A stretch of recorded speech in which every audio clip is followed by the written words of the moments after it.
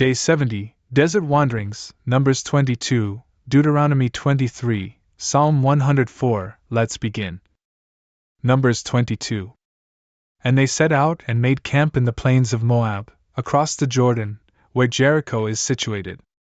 Then Balak, the son of Zippor, seeing all that Israel had done to the Amorite, and that the Moabites had great fear of him, and that they were not able to bear his assault, said to those greater by birth of Midian, So will this people wipe away all those who are dwelling within our borders, in the same way that the ox is accustomed to tear out grass, all the way to the roots.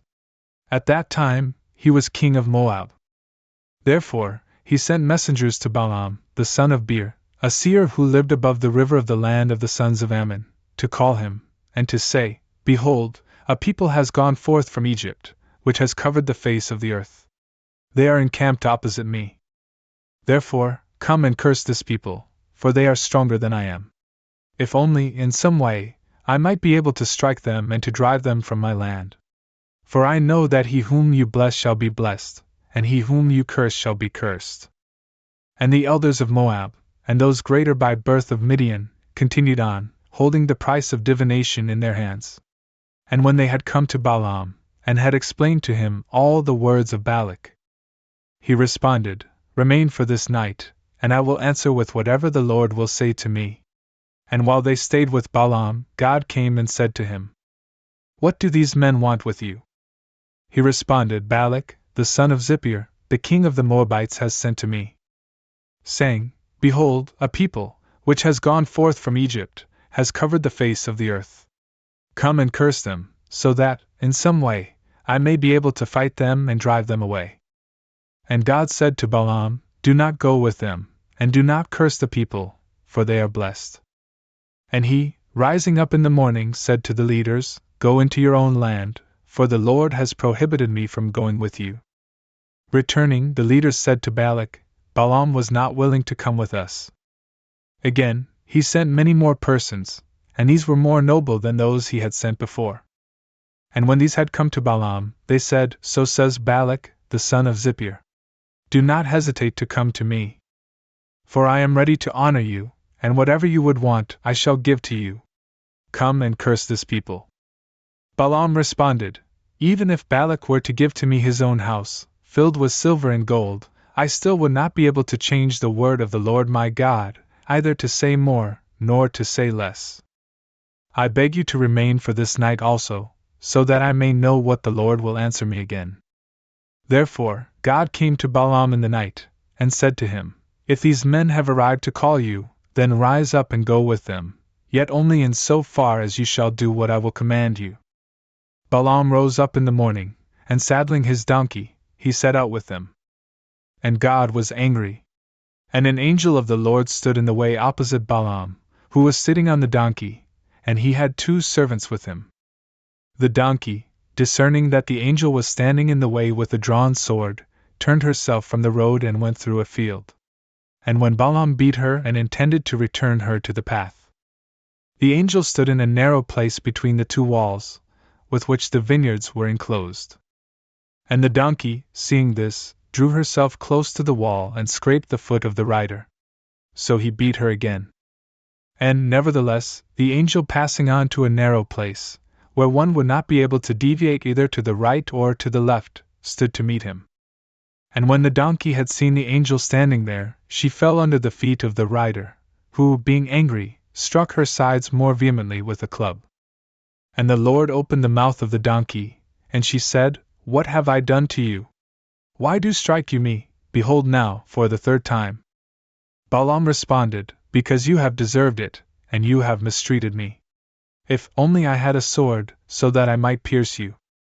The donkey said, Am not I your animal, on which you have always been accustomed to sit, even until this present day?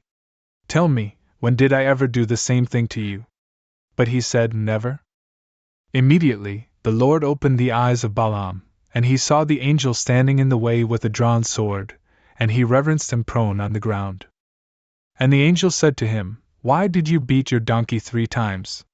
I have come to be an adversary to you, because your way is perverse and contrary to me. And unless the donkey had turned aside from the way, allowing a place for my opposition, I would have killed you, and she would have lived. Balaam said, I have sinned, not knowing that you stood against me. And now, if it displeases you for me to continue on, I will return. The angel said, Go with them, but be careful not to speak anything other than what I shall instruct you. And so, he went with the leaders.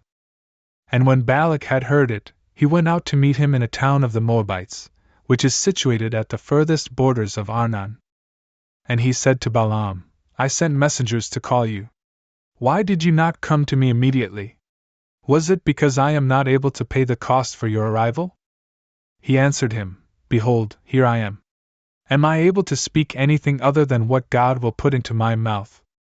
Therefore, they continued on together, and they arrived at a city, which was at the furthest borders of his kingdom. And after Balak had killed oxen and sheep, he sent the gifts to Balaam, and to the leaders who were with him. Then, when morning arrived, he led him to the heights of Baal, and he gazed upon the most distant portions of the population. Deuteronomy 23. A eunuch, one whose testicles have been debilitated or cut off, or whose penis has been cut off, shall not enter into the church of the Lord.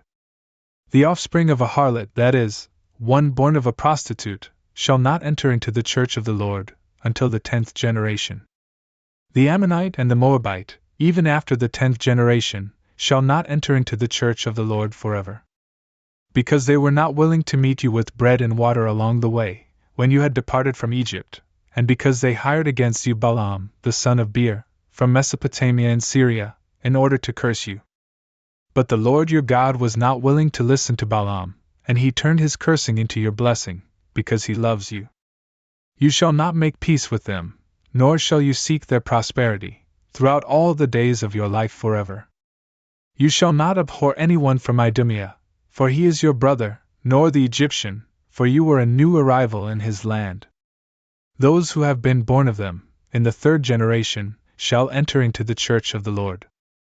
When you have gone out to war against your enemies, you shall keep yourself from everything that is evil. If there is a man among you who has been defiled by a dream in the night, he shall depart from the camp. And he shall not return before the evening, after he has washed with water, and then, after the sun sets, he shall return to the camp. You shall have a place beyond the camp to which you may go for the necessities of nature, carrying a small shovel at your belt.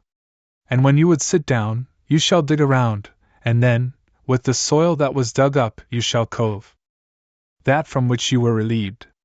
For the Lord your God walks in the midst of your camp, in order to rescue you, and to deliver your enemies to you.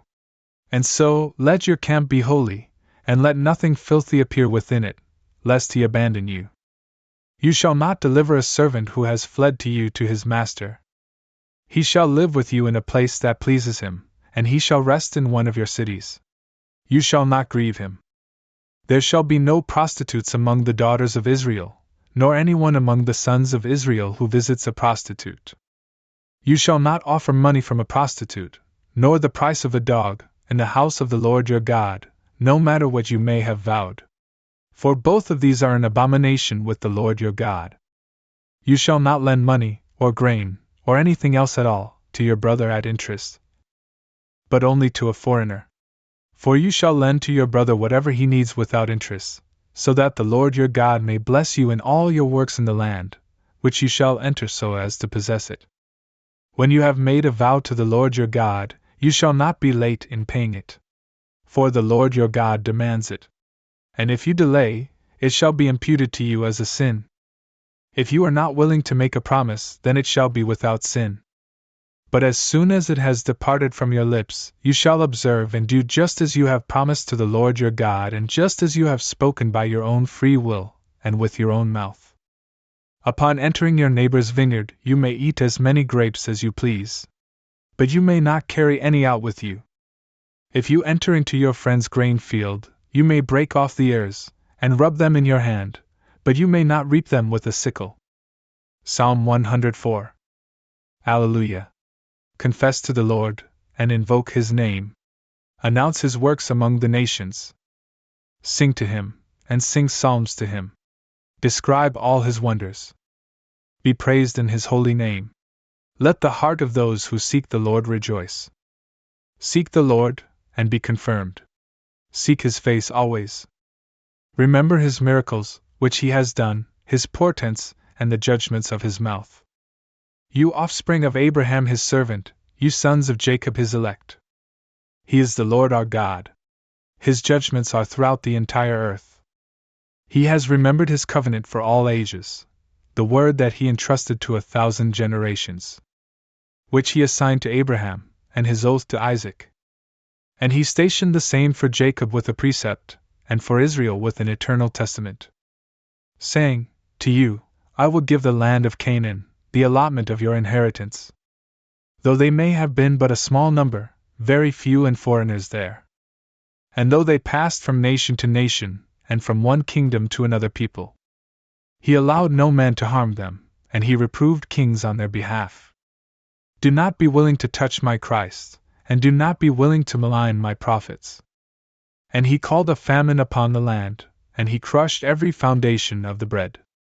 He sent a man before them, Joseph, who had been sold as a slave. They humbled his feet in shackles, the iron pierced his soul, until his word arrived. The eloquence of the Lord inflamed him. The king sent and released him. He was the ruler of the people, and he dismissed him. He established him as master of his house and ruler of all his possessions, so that he might instruct his princes as himself, and teach his elders prudence. And Israel entered into Egypt, and Jacob became a sojourner in the land of Ham. And he helped his people greatly, and he strengthened them over their enemies. He turned their heart to hate his people, and to deal deceitfully with his servants. He sent Moses, his servant, and Aaron, the one whom he chose. He placed with them signs of his word, and portents in the land of Ham. He sent darkness and made it conceal, and he did not afflict them with his speech. He turned their waters into blood, and he slaughtered their fish. Their land brought forth frogs, even in the inner chambers of their kings. He spoke, and there came forth common flies and gnats, in every region. He gave them a shower of hail and a burning fire, in the same land. And he struck their vineyards and their fig trees, and he crushed the trees of their region. He spoke, and the locust came forth, and the caterpillar, of which there was no number. And it devoured all the grass in their land, and it consumed all the fruit of their land. And he struck all the firstborn in their land, the firstfruits of all their labor. And he led them out with silver and gold, and there was not an infirm one among their tribes. Egypt was joyful at their departure, for the fear of them lay heavy upon them. He spread a cloud for their protection, and a fire, to give them light through the night. They petitioned, and the quail came, and he satisfied them with the bread of heaven. He ruptured the rock and the waters flowed, rivers gushed in the dry land. For he had called to mind his holy word, which he kept near to his servant Abraham. And he led forth his people in exultation, and his elect in rejoicing. And he gave them the regions of the Gentiles, and they possessed the labors of the peoples, so that they might observe his justifications, and inquire about his law.